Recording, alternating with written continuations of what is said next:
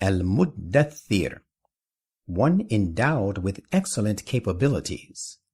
With the name of Allah, the most gracious, the ever merciful.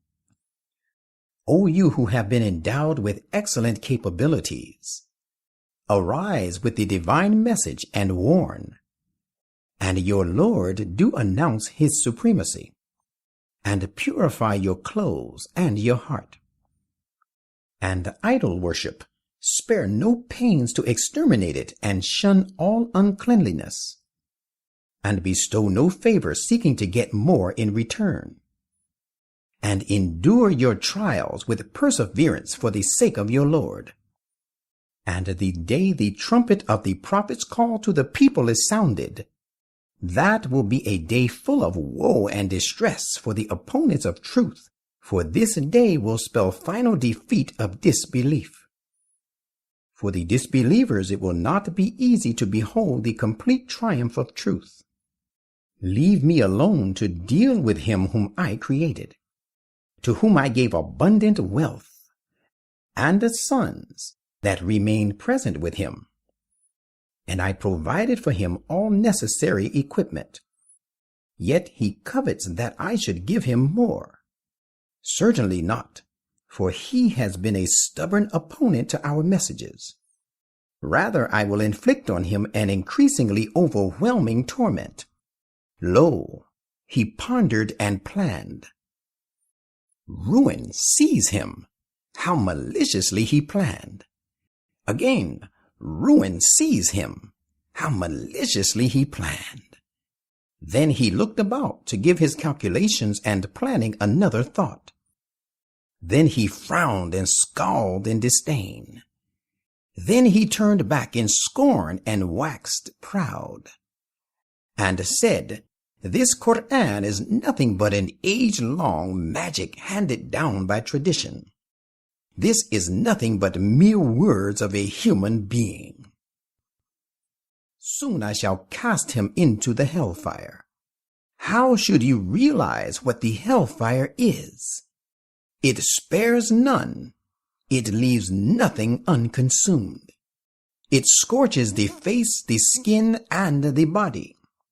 19 wardens are appointed over it.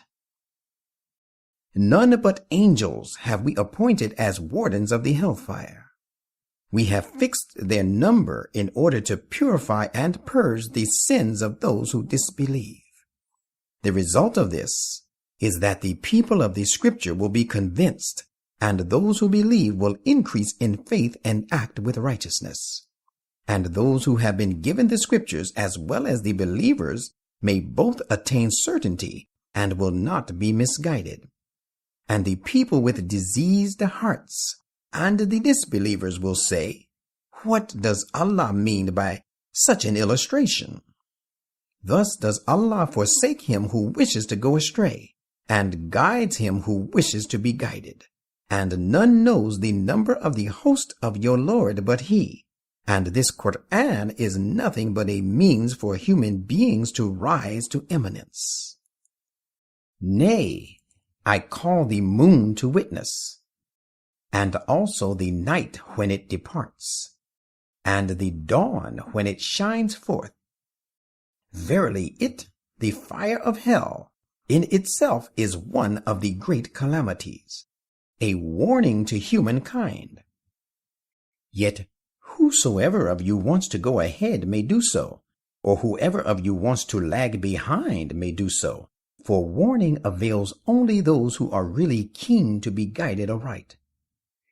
Every soul is bound to pay for its deeds. Different, however, is the case of the blessed ones. They will be in gardens inquiring of the guilty ones, "What has brought you into hell?" They will reply, "We were not of those who offered prayers, nor did we feed the poor, and we indulged in vain talk along with those who indulged therein. And we always cried lies to the day of requital, till death overtook us." That is why the intercession of the intercessors will be of no avail to them. What is wrong with them, then, that they are thus turning away from the exhortation of the Quran. They behave as if they were frightened donkeys, making others frightful too, running away from a lion.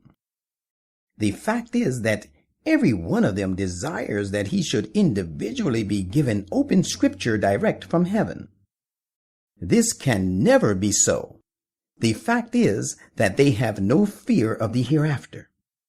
This should not be so. Verily, this Quran is a means to rise to eminence. Let him then, who will, remember it to win glory and honor for himself. But these deniers will not remember it unless Allah so will. He alone is worthy to be taken as a shield, and he alone is most worthy of granting protection.